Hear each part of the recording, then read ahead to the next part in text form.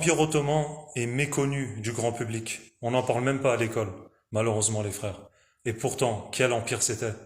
Déjà, c'était l'un des plus grands empires en superficie qui a jamais existé et l'une des plus longues dynasties qui a jamais régné, près de 600 ans quand même. Et l'Empire ottoman a réussi à unir presque tous les musulmans du monde sous un même toit. Ceux qui dirigeaient l'empire étaient majoritairement des Turcs, mais il y avait une exemplarité de tolérance par rapport à d'autres religions, d'autres croyances, d'autres couleurs de peau, d'autres cultures. Sous un même toit, il y avait tellement de peuples différents, les frères, les sœurs.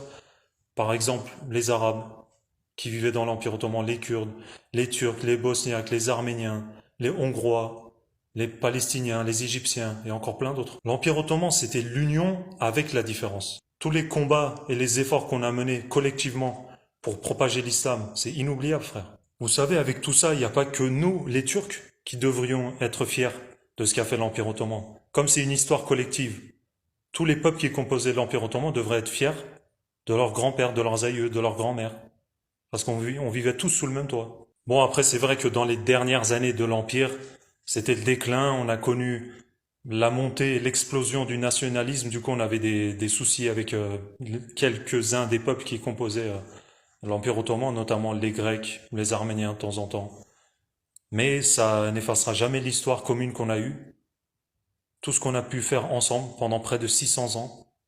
Ça, c'est vraiment inoubliable. L'Empire ottoman, c'est des décennies de tolérance.